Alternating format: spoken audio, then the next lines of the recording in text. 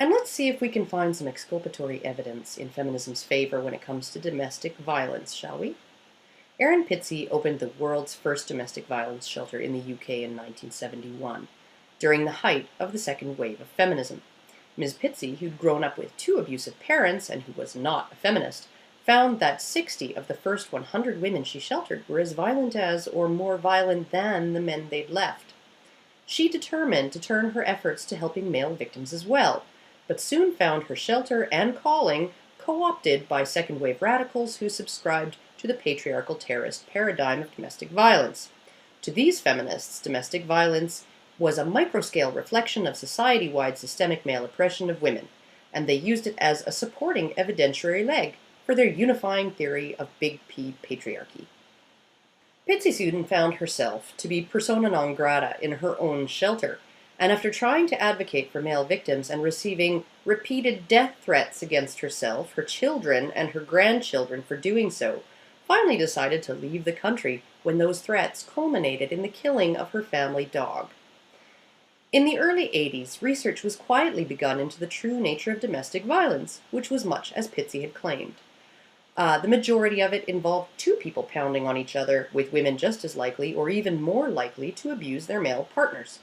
In fact, many of these studies demonstrated that severe unilateral violence against a non-violent partner was up to twice as likely to be female perpetrated than the other way around.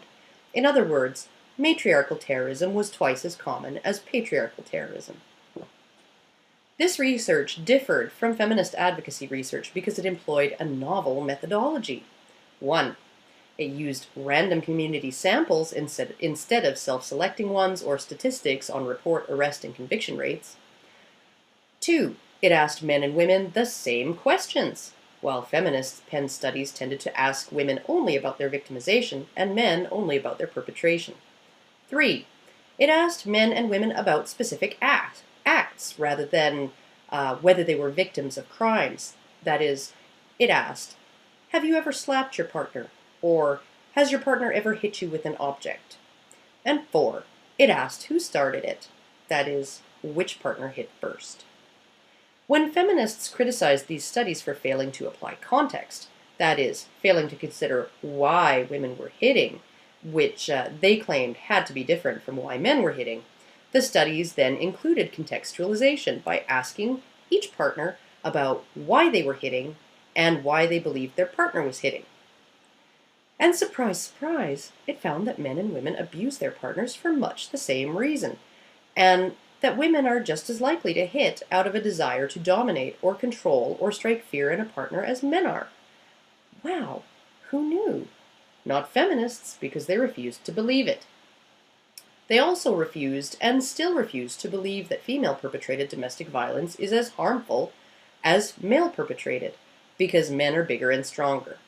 It doesn't seem to matter that for every 40 women injured, at least 25 men are, with comparable rates of severity. To many feminists, men are a tiny minority of domestic violence victims and rarely injured by it, at which point they'll usually give some lip service to the idea that even if they're a tiny minority and aren't as harmed by it, we should still feel bad for them. To date, there are about 300 studies that show a pattern of gender symmetry in intimate partner violence. As an example of the kind of feminist bullshitting that goes on about those studies, one feminist, David Futrell, claimed, without sources, that one thing these studies don't do is provide context. Not only is he outright lying, since they explicitly do provide context, but in saying that, he's implying that feminist advocacy research does provide this context when it usually doesn't. And oddly, the gender-symmetrical studies do not provide the source material for data presented to the public on government-run websites and clearinghouses on domestic violence, because feminists control that information too. In Canada, any research paper or report provided to the Minister of Justice or any other minister must first be vetted by the Office of the Minister for the Status of Women. Odd how that works. I hear it works just the same in the US. How about the UK? But you know, I think feminism's culpability in our collective abandonment of male victims is best demonstrated by a little thing called the predominant aggressor policy. In the 1980s, feminist domestic violence advocates proposed a new mandatory arrest policy to counteract the tendency of many women to refuse to press charges against their battering husbands. In California, these policies resulted in a 37% increase in arrests of men and a 446% increase in the arrests of women. This unexpected state of affairs led feminist advocates to conclude that female victims were being arrested instead of their batterers. So what did they do? They devised and developed predominant aggressor policies to get arrest rates back to where they should be. These policies require police to consider relative height, weight, and strength, how distraught each partner is. Women are more likely to show distress, don't you know?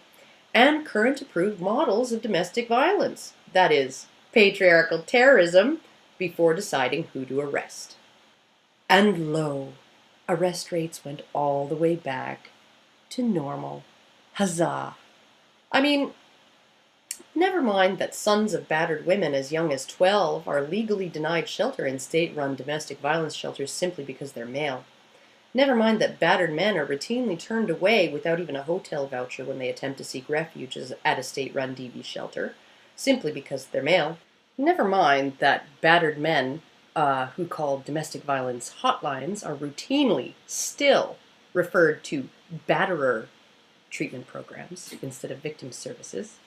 Never mind that battered men with children face the lovely, lovely option of either staying with their abusers or abandoning their children into the sole care and custody of violent women. Patriarchal terrorism is the blanket theory of domestic violence that simply will not die, despite it being the most rare form of domestic violence out there. And feminist academics, research, and advocates continue even now to deny and suppress the truth about both intimate partner abuse and sexual aggression, despite a mountain of empirically sound research that proves them wrong. And why? Because feminists broke Sherlock Holmes's first rule. They started with the theory, big P patriarchy, and then set out to find the evidence. They cherry-picked enough facts to prove that both rape and domestic violence fit the model of patriarchy and were reflections of the grand unifying theory that informs their entire worldview.